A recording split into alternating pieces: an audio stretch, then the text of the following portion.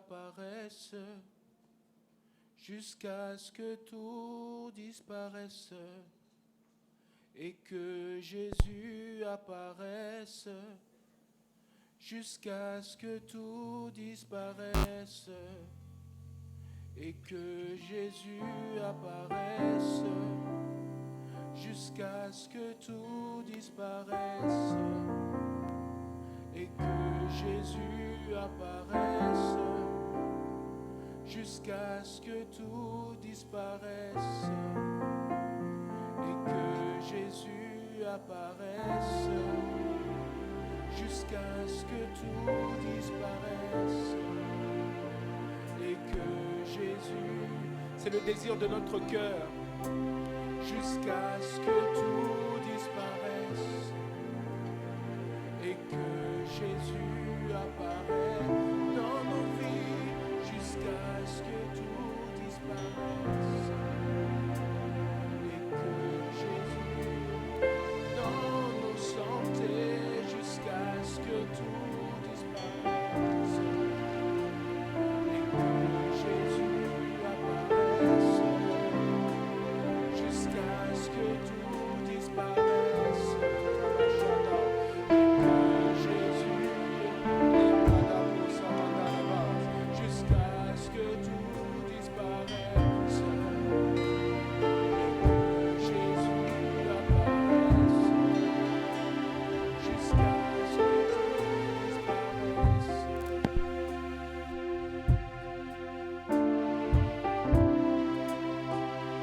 jusqu'à ce que tout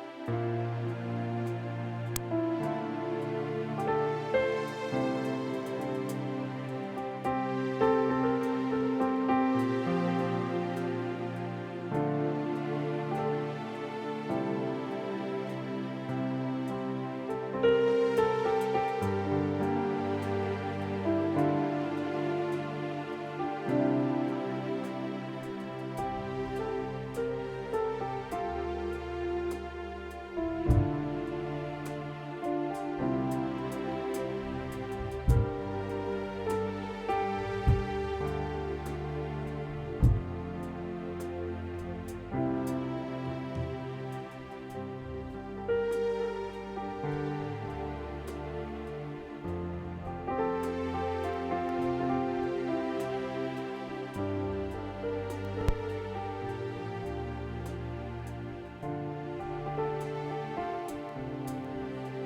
Alors entends mon cœur,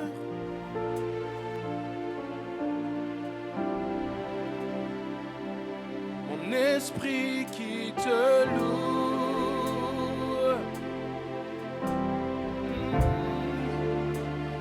Entends le chant d'amour.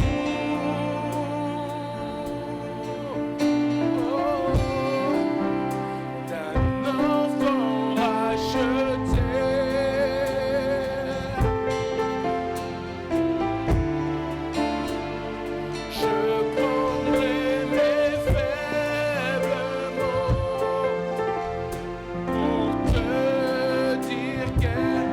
Quel Dieu merveilleux.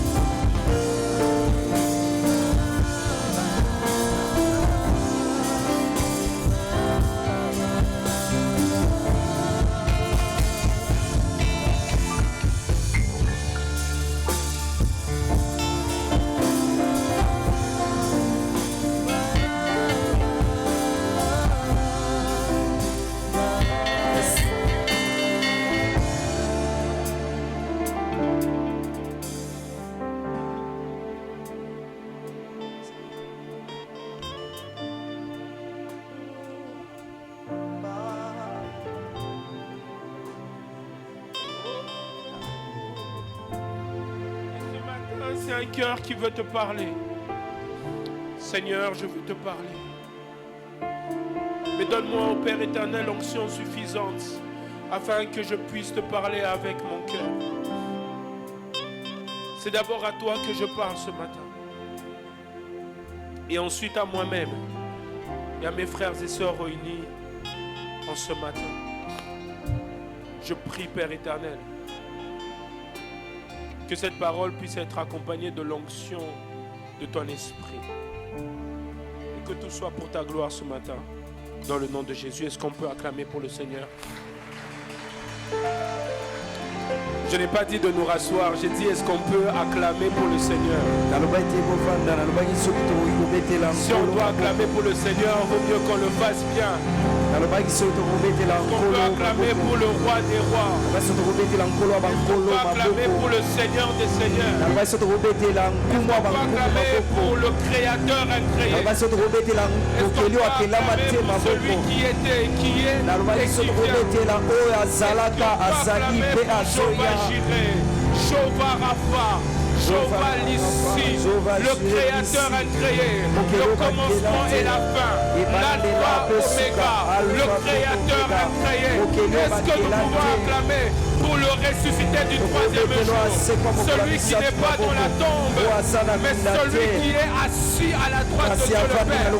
La terre n'a pas su le retenir parce que la créature a reconnu son créateur. Est-ce que nous pouvons aujourd'hui célébrer?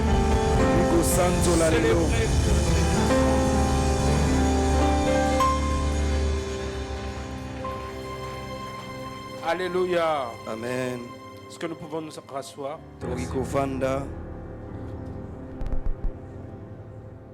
Alléluia. Amen. Nous bénissons le Seigneur ce matin, celui qui nous accorde le souffle de vie et nous permet de nous tenir aujourd'hui devant vous afin de parler de sa part. J'aimerais remercier ici, je suis sûr qu'il nous suivra, le pasteur Freddy Molenga et maman Joëla, son épouse. Nous rendons grâce à Dieu pour ce qu'il nous a donné de travailler sur leur leadership. Et nous prions que Dieu vous bénisse abondamment. Sans transition, j'aimerais que nous puissions ouvrir nos Bibles si nous les avons.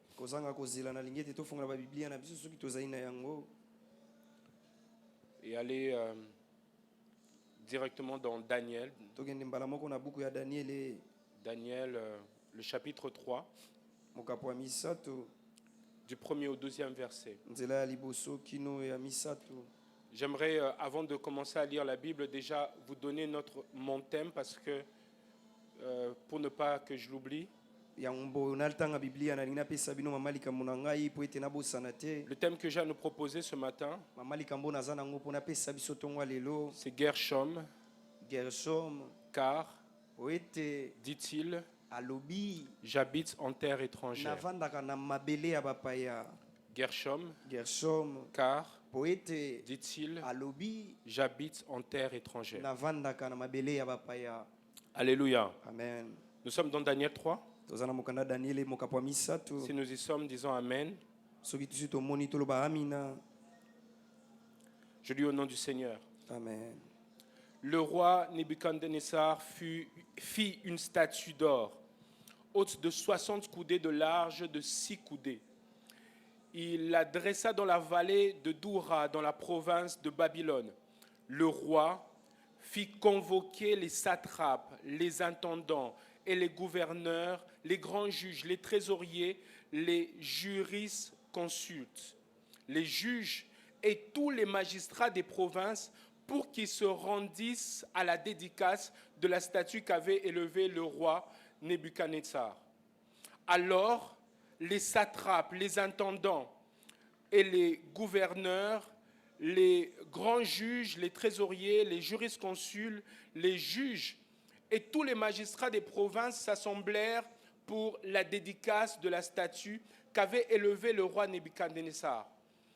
ils se placèrent devant la statue qu'avait élevée le roi, un héros criant à haute voix, « Voici ce qu'on vous ordonne. » Écoutez, peuple, nation, hommes de toutes langues, au moment où vous entendrez le son de la trompette, du chalumeau, de la guitare, de la sambuc, du psalterion, de la cornemuse et de toutes sortes d'instruments de musique, vous vous prosternerez et vous adorerez la statue d'or qu'a élevée le roi. Quiconque ne se prosternera pas et n'adorera pas sera jeté à l'instant, même au milieu d'une fournaise ardente. C'est pourquoi, au moment où tous les peuples entendirent le son de la trompette, du chalumeau, de la guitare, de la sambuc, du psalterion et de toutes sortes d'instruments de musique, tous les peuples, les nations, les hommes de toutes langues se prosternèrent et adorèrent la statue d'or qu'avait élevée le roi. À cette occasion, et dans le même temps, quelques Chaldéens s'approchèrent et accusèrent les Juifs.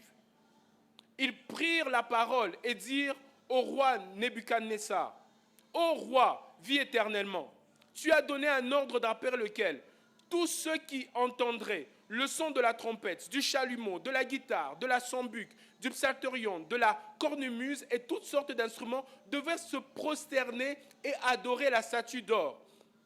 Et d'après lequel quiconque ne se prosternerait pas, n'adorerait pas, serait jeté au milieu d'une fournaise ardente. Il y a des Juifs à qui tu as remis l'intendance de la province de Babylone, Shadrach, Meshach et Abednego, hommes qui ne tiennent aucun compte au roi. Ils se servent pas des dieux et ils n'adorent point la statue d'or que tu as élevée. Alléluia. Est-ce que nous pouvons aller rapidement dans Exode? Exode 2, du 21e verset au 22e verset.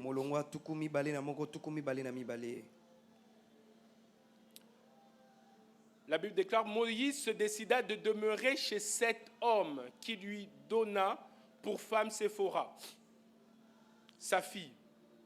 Elle enfanta un fils qu'il appela du nom de Gershom, car dit-il, j'habite un pays étranger. Est-ce qu'on peut acclamer pour la parole du Seigneur?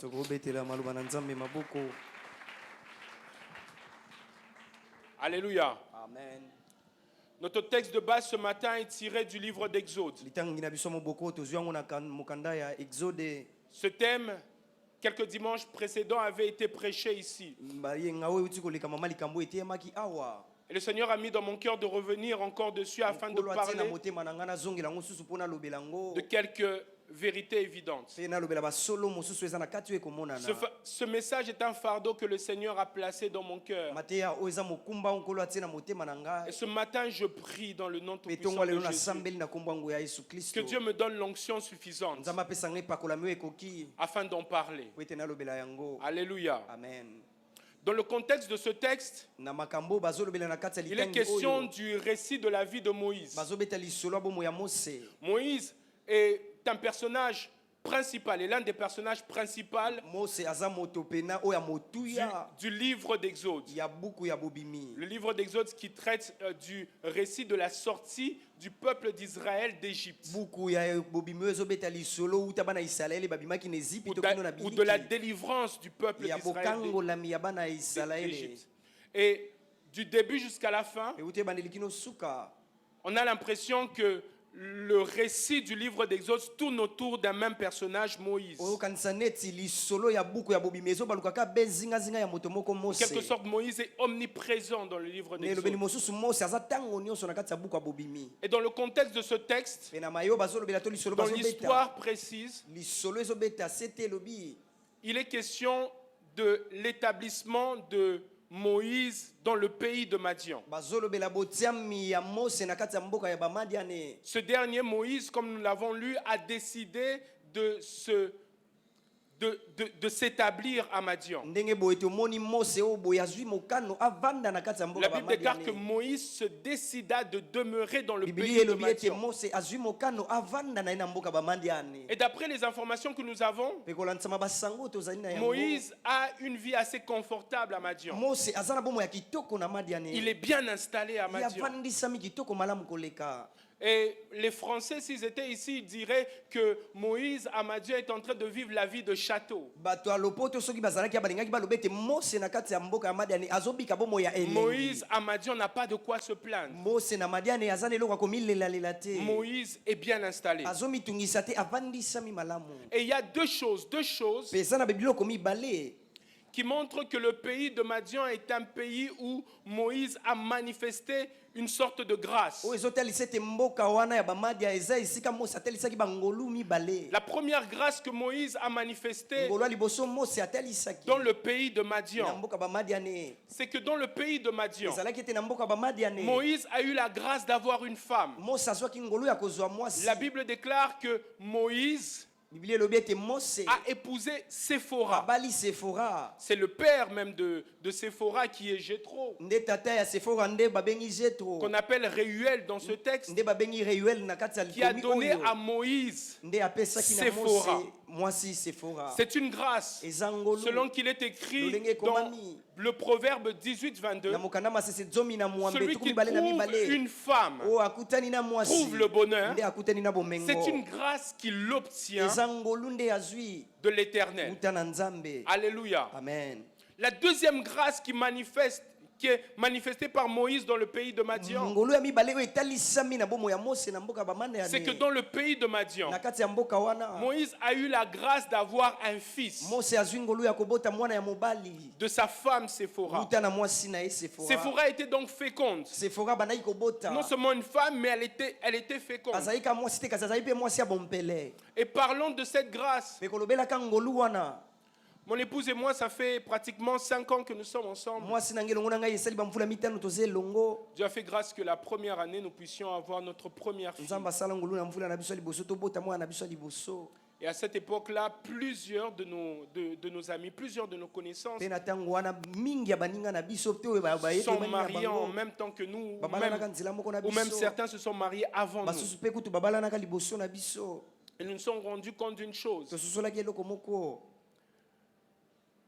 que les enfants ou porter des enfants dans un couple est une grâce.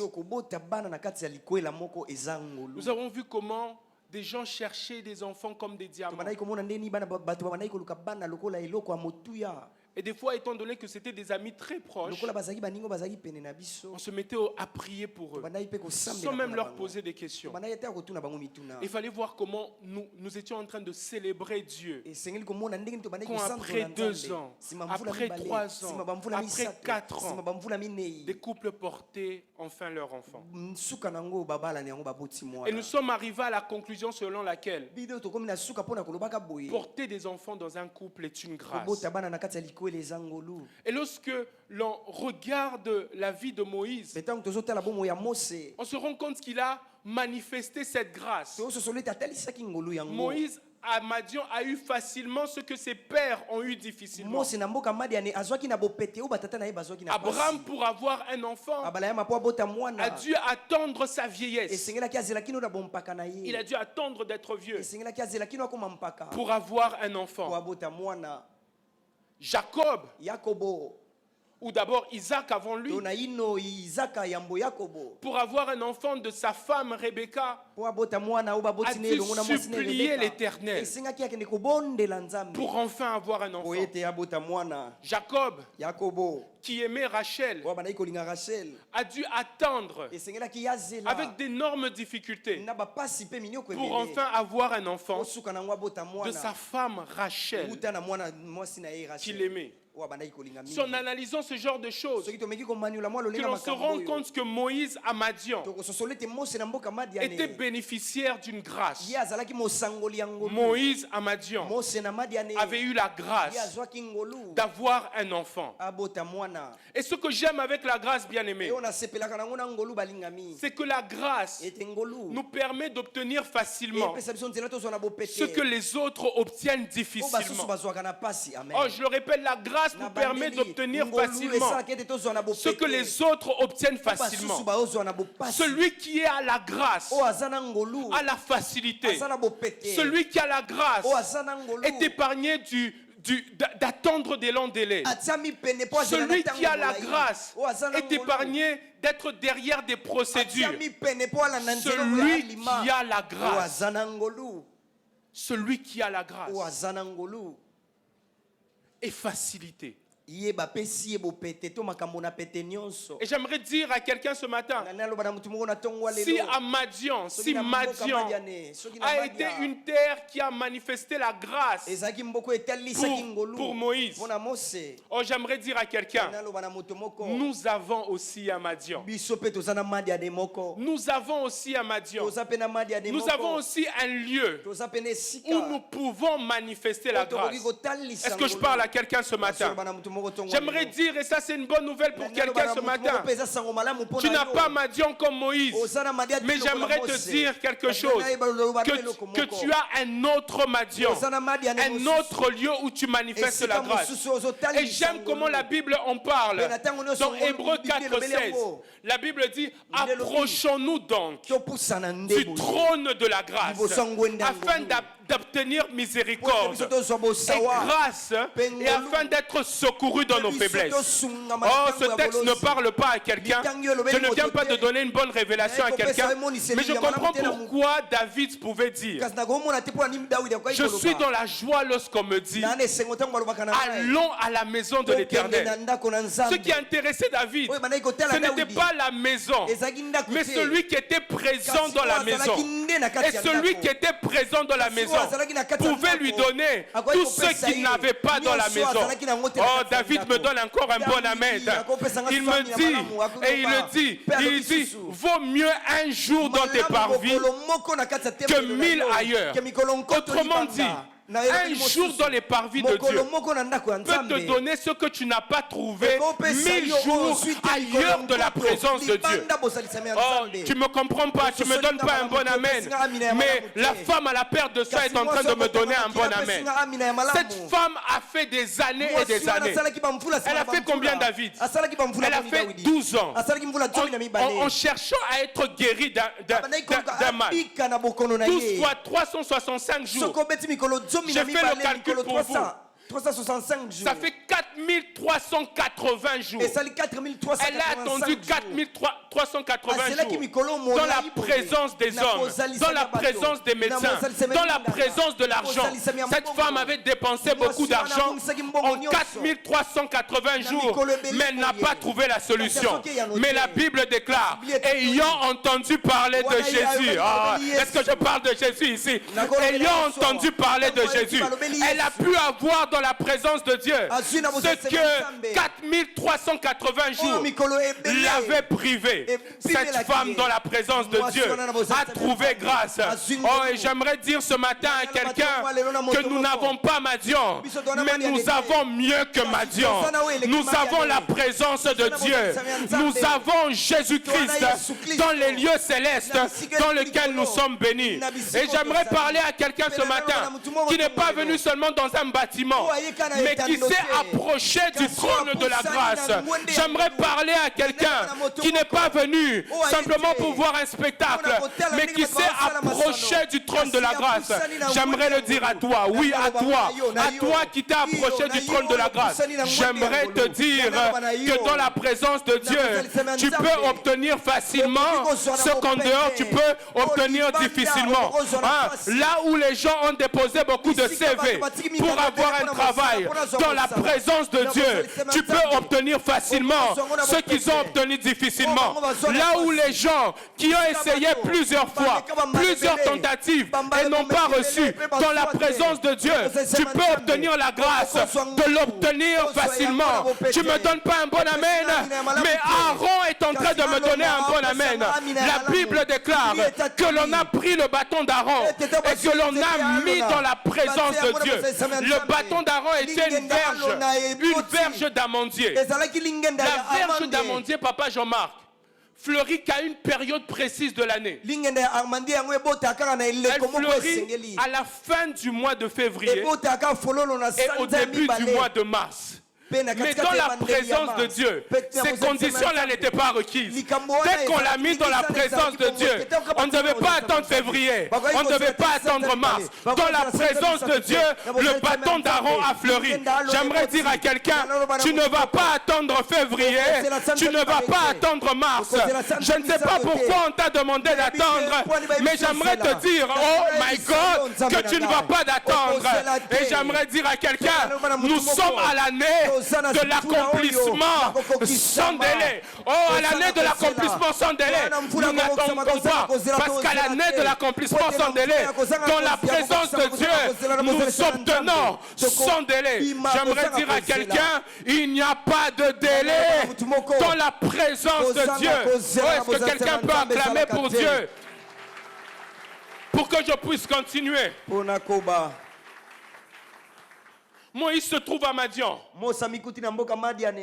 Mais avant Madian, il a fait tout un parcours. Je ne vais pas vous l'apprendre, Moïse était en Égypte avant. Mais ce qui fait que Moïse s'établisse à Madian, c'est parce qu'il a trouvé exil dans le pays de Madian.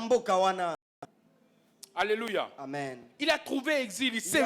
Il est venu se réfugier. À cause d'un crime qu'il a commis en Égypte. En Égypte, il a tué un Égyptien. Et entendu dire que Pharaon voulait le faire mourir, Moïse a fui de la face de Pharaon et est allé à Madian. Et c'est là dans le pays de Madian qu'il a trouvé cet exil. Mais lorsque je reviens à Moïse dans l'Égypte, il n'a pas tué un Égyptien pour rien. Laissez-moi ce matin être l'avocat de Moïse. La raison pour laquelle il a tué cet Égyptien, c'est parce que étant allé vers ses frères en Égypte, il a vu la souffrance de ses frères. Il a vu comment un Égyptien frappait l'un de ses frères. Peut-être même le frapper à mort. Moïse, en cherchant à prendre la défense de son frère, a tué un Égyptien. Il a tué un Égyptien. Et c'est pour cette raison qu'il a fui l'Égypte et qu'il est allé à Madian. Mais ce n'était pas le premier essai de Moïse. Non, ce n'était pas le dernier essai de Moïse. Parce qu'on dirait que Moïse est quelqu'un qui aime prendre la défense des gens. Ce qui n'est pas mon. Après cela, il essaye de départager deux de ses frères qui sont en train de se disputer. Il arrive pour les départager et ses frères le rejettent en disant: qui t'a établi juge au milieu de nous? Qui t'a dit de venir nous défendre? Laisse-nous nous disputer. Est-ce que tu veux nous tuer comme l'Égyptien que tu as tué? Moïse cherche à aider, mais il est rejeté. Mais ce que j'aime, c'est que lorsqu'il arrive à Madian, si j'étais Moïse, j'allais arrêter cette histoire. Histoire de chercher tout le temps à défendre les gens. J'allais l'arrêter. Il arrive dans le pays de Madian. Il rencontre les filles du prêtre de Madian qui vont à un puits. Et là, il y a des bergers qui viennent pour les attaquer. Et Moïse encore prend la défense des filles du prêtre de Madian. Mais ce que j'aime bien aimer, c'est que ce qui lui a valu le rejet, ce qui lui a valu l'exil en Égypte, à Madian, ça lui a donné une femme et un enfant. Oh, est-ce que je peux parler à quelqu'un? Bien aimé, j'aimerais dire à quelqu'un, en empruntant les paroles de Paul, ne nous lassons pas de faire le bien, car un jour ça va payer. Oh, est-ce que je parle à quelqu'un? Dans cette affaire que tu as commencé, ne te lasse pas, parce qu'un jour ça va payer. Dans cette entreprise que tu as commencé, ne te lasse pas, parce qu'un jour ça va payer. Et Moïse ressemble à quelqu'un que j'aime beaucoup dans la Bible. Il ressemble à mon Seigneur. La Bible déclare que Jésus est venu. Il est venu vers les siens, mais les siens ne l'ont point reconnu. Il est venu vers les Juifs, mais les Juifs l'ont rejeté. Mais à tous ceux qui l'ont reçu, à ceux qui croient en son nom, il leur a donné le pouvoir de devenir enfants de Dieu. Et ce que j'aime, c'est que cette histoire est un peu semblable à celle de Moïse. C'est que Jésus a été rejeté par ses frères, mais lorsqu'il est venu chez nous, il a eu une église. Or, l'église est la Séphora de Jésus.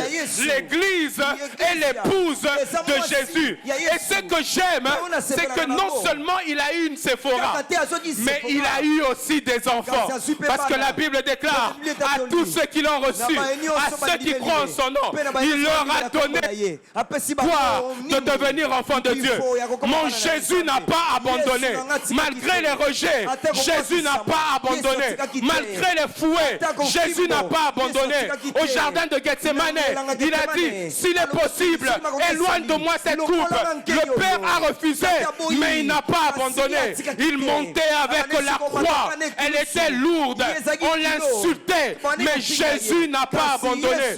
J'aimerais dire à quelqu'un, peu importe ce qui se passe, tu connais le rejet, n'abandonne pas. Tu connais le découragement, n'abandonne pas. Parce que tu n'es pas le premier à être découragé. Tu n'es pas le premier à être rejeté. J'aimerais dire à quelqu'un, avance encore, continue encore dans cette voie. Ça va payer un jour. Ça va payer un jour. Je suis venu dire à quelqu'un, je l'ai entendu en anglais, don't give up, n'abandonne pas, ne lâche pas cette affaire, car tant que tu fais le bien, continue à faire le bien, tant que tu continues à bénir les gens, continue à le faire, tant que tu continues à prêcher les gens, continue à le faire, tant que tu as ce projet dans ta tête et que tu peux le réaliser, continue à le faire, parce qu'un jour ça va payer. Et si à chaque fois tu échoues, tu sais quoi, tu peux écrire un livre sur les 7 leçons des échecs dans ce domaine. Et je promets à quelqu'un ici que ça va marcher. Est-ce que quelqu'un peut me donner un bon amen? N'arrête pas. Ça va marcher. Ça va marcher. Et j'aime ce que la Bible nous donne, des exemples de persévérance. Nous sommes dans Jean 2. Le premier miracle de Jésus. Ce qui se passe, c'est que la Bible déclare que le vin a manqué aux noces de Canaan. Marie vient voir Jésus. Elle lui dit, le vin manque. Jésus dit, qu'y a-t-il entre toi et moi? Mon temps n'est pas encore arrivé. La réponse de Jésus n'est pas une réponse positive. La réponse de Jésus n'est pas une réponse qui peut encourager Marie à continuer. Mais malgré cette réponse-là, Marie voit les serviteurs et dit, faites tout ce qu'il vous dira. Marie n'a pas abandonné et elle a persévéré. Oh, si tu ne me donnes pas un bon amen, j'entends la femme s'y refaire. syrophénicienne me donnait un bon amen. Cette femme-là vient voir Jésus parce qu'elle a une fille qui est malade. Lorsqu'elle vient chez Jésus, elle lui dit, ma fille est malade, viens la guérir. Jésus lui dit, on ne donne pas le pain des enfants aux chiens. Si j'étais cette femme, j'allais partir. Parce que la réponse de Jésus ressemble même à une insulte. Mais malgré cela, cette femme a continué. Elle s'est même appuyée sur cette réponse pour avoir un miracle. Elle n'a pas eu le pain, mais elle a eu les miettes. J'aimerais dire à quelqu'un, continue à persévérer. Si tu n'as pas le pain, tu auras quand même les miettes. Et les miettes suffiront pour satisfaire à ton besoin. Je ne parle pas à quelqu'un, mais je suis en train d'entendre le brigand à la croix me donner un bon amen. Bien aimé, ce qui se passe avec le brigand à la croix, c'est qu'il est 2 fois maudit. La Bible déclare, maudit soit celui qui est pendu au bois. La première condamnation de ce brigand vient de la loi. La loi condamne ce brigand à cause du fait qu'il est pendu au bois. La Bible dit maudit soit celui qui est pendu au bois. La deuxième condamnation vient de lui-même parce que c'est un brigand. Il a volé, il a été pris la main dans le sac et on l'a crucifié.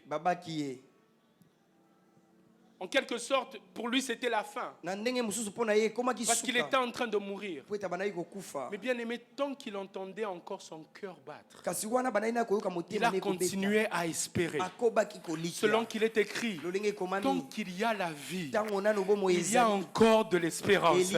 J'aimerais dire à quelqu'un qui pense qu'il est déjà condamné, tant qu'il y a la vie, tant que ton cœur continue à battre, tu n'as peut-être plus d'argent de transport, tu n'as peut-être plus de provisions, soutien, tu n'as peut-être plus rien qui peut t'aider à pouvoir espérer quelque chose. Mais j'aimerais te dire, regarde à l'intérieur de toi, il y a encore quelque chose qui te dit qu'il y a de l'espérance. Tant qu'il y a la vie, il y a encore de l'espérance. J'aimerais dire à quelqu'un, cette journée n'est pas encore finie. Cette journée n'est pas encore finie. Même avant la fin de cette journée, il est possible que tu puisses avoir une... même avant la fin de cette journée, même à minuit, il est possible que tu puisses trouver la solution. Alors arrête de désespérer. Arrête de désespérer. Ce brigand n'a pas désespéré. Ce brigand n'a pas arrêté. J'aimerais dire à quelqu'un, continue à persévérer. Que quelqu'un peut me donner un bon amen. Quelqu'un est en train de dire, pour l'instant, on ne parle pas encore de Gershom. Est-ce qu'on peut parler maintenant de Gershom? Moïse tient entre ses mains cet enfant que Séphora a donné.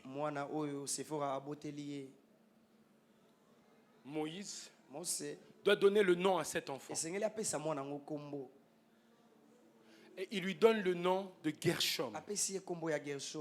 En disant, car j'habite une terre étrangère. Car j'habite une terre étrangère. J'aimerais dire à Moïse, Moïse, pourquoi tu appelles ton fils Gershom? Parce qu'à chaque fois qu'on va appeler Gershom, on va l'appeler étranger. Parce que c'est cela que ça signifie. Gershom veut dire étranger. Gershom veut dire immigré. Gershom veut dire exilé. C'est une personne qui n'a pas de terre. Une personne qui n'a pas d'héritage là où il est. Une personne qui n'a pas de part dans le territoire où il est. Moïse l'appelle Gershom. Pourquoi? Parce que Moïse lui-même est en terre étrangère. Mais lorsqu'on analyse très bien cette histoire, on se rend compte que Moïse n'est pas seulement de mauvaise foi. Lorsque il appelle son fils Gershom. La première chose, c'est qu'il se parle à lui-même. Il dit, je t'appelle Gershom parce que j'habite un pays étranger. Et Moïse a toujours habité dans un pays étranger. C'est l'héritage même de ses pères. Depuis Abraham, le peuple d'Israël habite que sur des tentes. Ils n'ont jamais eu de terre. Et même lorsqu'ils seront délivrés de l'Égypte, là où ils iront, ce n'est pas leur terre. C'est une terre déjà occupée. Mais ils habitent toujours des pays étrangers. Moïse veut se rappeler à lui-même et dire à son fils, nous sommes un peuple qui n'avons pas de terre. Nous sommes un peuple qui sommes étrangers. Nous sommes un peuple exilé. Nous sommes un peuple immigré. Partout où nous allons, nous n'avons pas part dans cette terre-là. Mais ce que j'aime, c'est que la seule chose qu'ils ont, c'est une alliance avec Yahweh. La seule chose qu'ils ont, c'est Dieu. J'aimerais dire à quelqu'un, la chose que tu as et qui a plus de valeur, ce n'est pas une terre, ce n'est pas une parcelle, ce n'est pas un compte en banque rempli. L'une des choses que tu devrais léguer à tes enfants, c'est l'alliance avec Yahweh. Et ce que Moïse est en train de faire, il lui dit, tu n'as pas part à Madian, tu n'as pas part en Égypte, tu n'as pas part à Canaan, mais tu as part en Dieu. Ton héritage n'est pas dans une terre. Ton héritage n'est pas en Égypte. Mais ton héritage est en Dieu. Alléluia. Amen. La deuxième chose qu'il est en train de dire à son fils et qu'il veut placer dans son esprit, il lui dit, mon fils, tu es étranger. Mon fils, tu es différent. Tu n'es pas comme les gens du pays de Madian. Tu n'es pas comme les gens de cette terre. Moïse, tu n'es pas redevable à Madian. Tu n'es pas redevable à cette terre. Moïse a envie de placer cela dans son esprit afin que Gershom, son fils, puisse être au courant de son identité. Est-ce que je parle à quelqu'un? Amen. Parce que bien aimé, ce que nous sommes détermine ce que nous pouvons faire ou ce que nous ne pouvons pas faire. Tant que nous ne savons pas celui que nous sommes,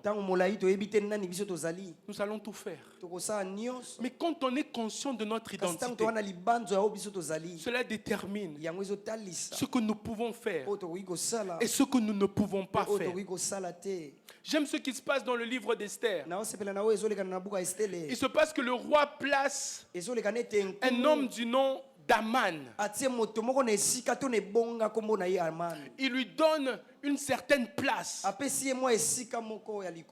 d'autorité. Et le roi a ordonné que l'on puisse se prosterner devant Aman. Mais ce qui se passe, c'est que la Bible dit que Mardoché ne s'est pas prosterné devant Aman. Pourquoi la Bible précise? Parce qu'il était juif. Parce qu'il était juif. Ce qu'il est détermine ce qu'il doit faire. Et j'aimerais rappeler à quelqu'un aujourd'hui, nous ne sommes pas comme tout le monde. Nous sommes une race élue. Nous sommes un sacerdoce royal. Nous sommes une nation sainte. Nous sommes appelés afin de faire connaître les vertus de celui qui nous a appelés des ténèbres à son admirable lumière. J'aimerais rappeler à quelqu'un aujourd'hui, nous ne sommes pas comme tout le monde. Nous sommes l'ouvrage de Dieu, ayant été appelés avant la fondation du monde pour des belles œuvres que nous devons pratiquer. Bien-aimés, nous ne sommes pas comme tout le monde. Dieu a prévu déjà des bonnes œuvres que nous devons pratiquer. Ce n'est pas l'endroit où nous sommes qui détermine ce que nous devons faire ou pas. C'est ce que nous sommes qui détermine ce que nous devons faire ou ne pas faire. Et Jésus, au jour de sa chair, nous a rappelé le même message. Il nous a dit, vous êtes des Gershom. Et j'aimerais le crier à quelqu'un aujourd'hui pour te dire, tu es un Gershom. Tu es étranger sur la terre. Il a dit, vous êtes dans le monde, mais vous n'êtes pas de ce monde. N'aimez donc pas le monde. Et le monde vous haïra. Parce que vous êtes dans le monde, mais vous n'êtes pas de ce monde. Ce que Jésus voulait dire, c'est connaissant votre nature, vous ne devez pas faire la même chose que les gens qui sont dans le monde. Et ce matin, il y a 4 personnes qui nous enseignent sur l'attitude que nous devons avoir sur cette terre, sur l'attitude que nous devons dans le monde, sur l'attitude que nous devons avoir dans un pays étranger. Nous ne sommes pas de ce monde. Et Babylone, dans la Bible, Babylone est un système mondain. Babylone est une culture. Babylone est une manière de faire les choses. Babylone, je veux le dire, est une chorégraphie que le monde nous impose d'exécuter. Il y a 4 hommes qui se trouvent à Babylone parce qu'ils ont été exilés. Ils ont été déportés à Babylone. Il s'agit de Daniel, Shadrach, Meshach et Abednego. Arrivés à Babylone, la Bible déclare que l'on a servi à Daniel des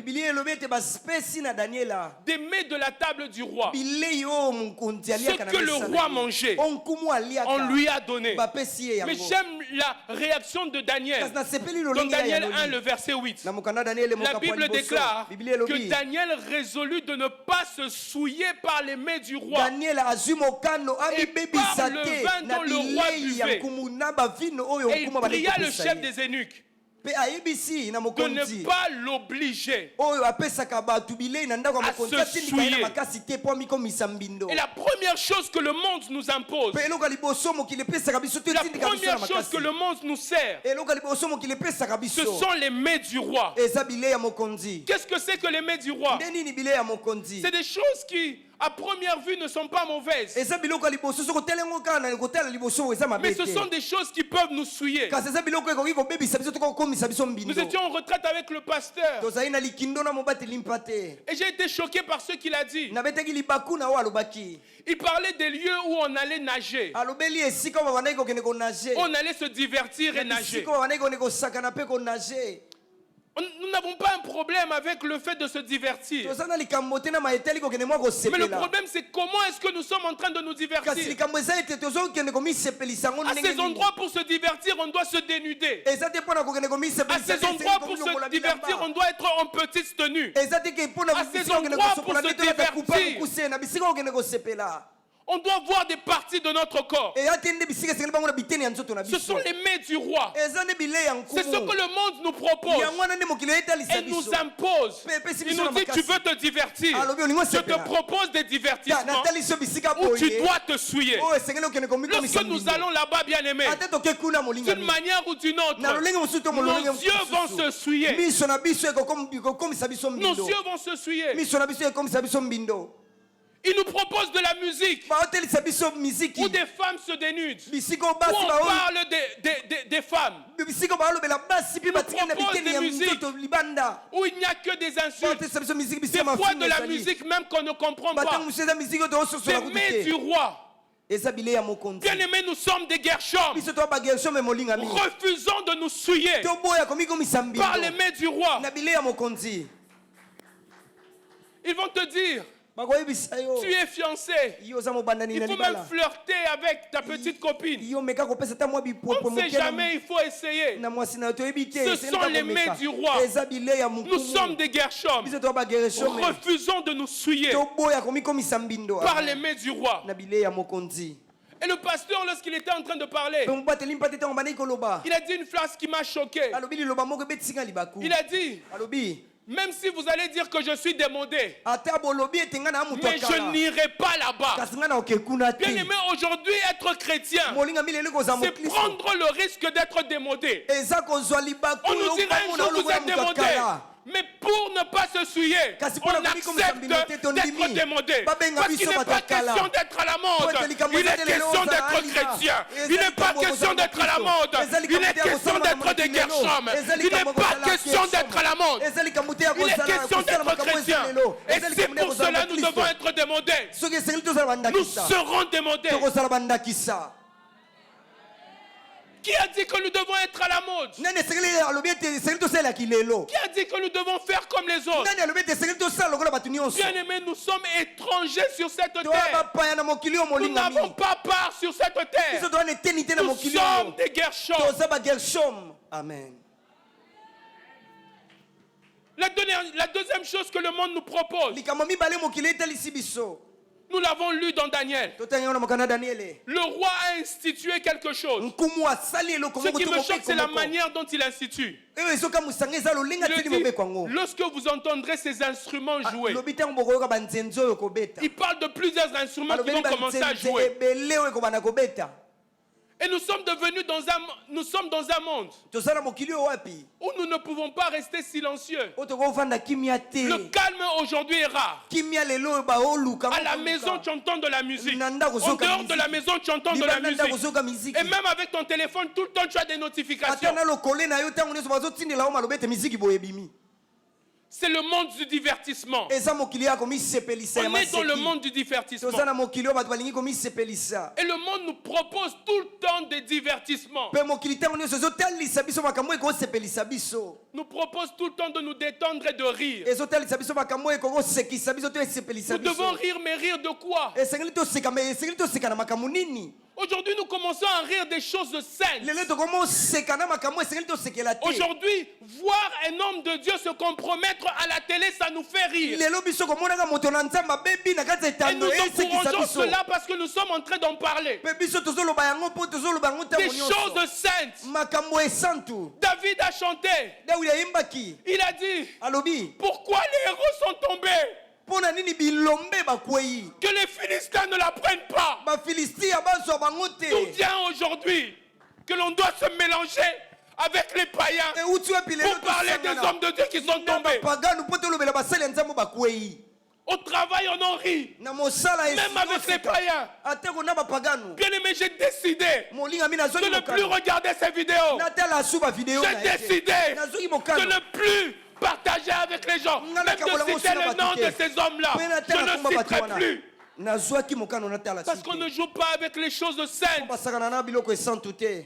On ne joue pas avec les choses saintes. Des comédiens qui se déguisent en pasteurs et qui nous font rire, déguisés en pasteurs. Les chrétiens sont en train de rire. Bien aimé, on ne joue pas avec les choses saintes. Nous sommes différents, nous ne devons pas rire de cela. On ne joue pas avec les choses saintes. D'où est venu aujourd'hui qu'on doit nous divertir avec les choses saintes? Vous direz que je suis un extrémiste. Vous pouvez dire tout ce que je veux, mais je préfère rester Gershom. Je préfère rester chrétien. Le monde dira ce qu'ils veulent, mais je veux que Dieu voie la différence en moi. Tout cela vient. Et j'aimerais le déclarer comme un prophète. Que ceux qui sont en train de rigoler avec les choses saintes, dans le théâtre, ils prennent notre parler en langue. Et ils jouent avec. Le parler en langue est devenu un sujet de divertissement. On voit les gens se divertir avec notre parler en langue. Tout ça parce qu'on a pris ce qui devait être de notre intimité et nous l'avons exposé pour les besoins de l'évangile. Bien aimé, le parler en langue n'est pas quelque chose à exposer. Le parler en langue, c'est une affaire d'intimité. La Bible déclare que lorsque je parle en langue, je m'adresse à Dieu et pas aux hommes. D'où vient que nous devons commencer à tout le temps parler en langue devant les hommes. Et aujourd'hui, les hommes prennent ça et commencent à jouer avec. Et nous, en tant que chrétiens, nous prenons les choses saintes et nous rigolons avec. Bien-aimés, rigolons avec ce que l'on veut. Mais ne rigolons pas avec les choses saintes. Avec les choses saintes. Les choses saintes. Et dans cette nation, Dieu veut élever une génération qui sera différente. Selon qu'il est écrit, ne vous conformez pas au siècle présent, mais soyez transformés par le renouvellement de l'intelligence. En finissant, j'aimerais faire cet appel de ceux qui vont se lever et qui vont refuser de se conformer au siècle présent, de ceux qui vont se dire je veux être Gershom, je veux être différent. Si tu es là, je te prie de te lever. La voix prophétique se fait entendre. Qui marchera pour nous? Qui marchera pour nous? Parole du Seigneur.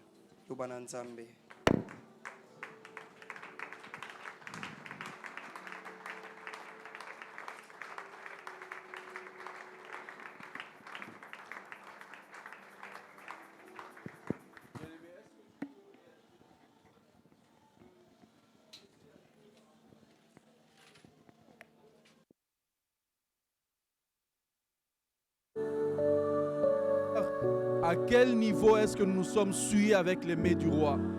À quel niveau est-ce que nous sommes mélangés avec ceux qui n'avaient pas part aux choses saintes pour rire de tout? Au nom d'un certain conformisme, au nom du fait que nous voulons ressembler à tout le monde, au nom du fait que nous voulons plaire à tout le monde, nous avons pris part à des choses auxquelles nous ne devrions pas prendre part. Est-ce que quelqu'un peut parler à Dieu et se réconcilier ce matin avec le Seigneur? Est-ce que quelqu'un peut réaliser que nous sommes étrangers sur cette terre? Est-ce que quelqu'un peut réaliser que nous sommes le sel de la terre? La Bible déclare, si le sel perd de sa saveur, avec quoi on va le rendre? On va lui rendre cette saveur-là. Seigneur, je viens devant toi avec mon frère. Je viens devant toi, ô Père, avec ma sœur, afin de demander pardon au Éternel. Éternel, nous avons été distraits, nous nous sommes mélangés avec le monde, nous nous sommes mélangés, Seigneur, nous avons pris part à des choses auxquelles nous ne devrions pas. Raison pour laquelle, ô Dieu, j'en appelle, Seigneur, ce matin au sang de Jésus qui a été répandu à la montagne de Golgotha, afin que nous soyons lavés de toute souillure. Que ce matin, Seigneur, soit un tournant pour la vie d'un frère. Que ce matin soit un tournant pour la vie d'une sœur éternelle. La Bible dit, l'Esprit du Seigneur est sur moi. Il m'a oint pour annoncer la bonne nouvelle, pour guérir le malade, renvoyer libres les opprimés et délivrer les captifs. Je déclare ce matin qu'une personne qui était captive dans des choses mondaines est délivrée au nom de Jésus. Je déclare ce matin qu'une personne qui avait l'habitude de rire des choses saintes, qu'une personne qui avait l'habitude d'être complaisant vers le péché est délivrée au nom de Jésus. Éternel, je recommande ton peuple entre tes mains. Que cette graine, que cette parole qui a été sémée dans les cœurs ne soit pas volée par le diable. Que cette interpellation, oh Dieu, que tu as placée dans nos cœurs ce matin, demeure, prenne des racines et que nos vies soient changées. Je déclare, oh Dieu Tout-Puissant, que toi seul règne dans nos cœurs, que la sanctification et la consécration soient notre partage. Sois béni ce matin, bien-aimé. Je déclare qu'un homme est béni ce matin au nom de Jésus. Je déclare qu'une femme est bénie ce matin au nom de Jésus. Je déclare qu'une relation qui a été brisée avec Dieu est restaurée ce matin au nom de Jésus. Cette semaine est bénie pour toi au nom de Jésus. C'est une semaine de différence où tu feras la différence partout où tu seras. C'est une semaine où tu feras la différence au travail. Une semaine où tu feras la différence dans ta famille. Où il sera clair que tu es Gershom, que tu es étranger sur cette terre, que tu as été placé pour rayonner et pour faire voir la gloire de Dieu. J'ai ainsi prié dans le puissant nom de Jésus. J'ai dit Amen.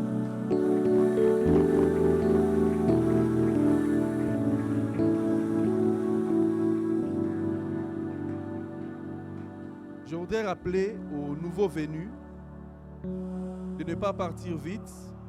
Les chaises de devant sont là pour vous.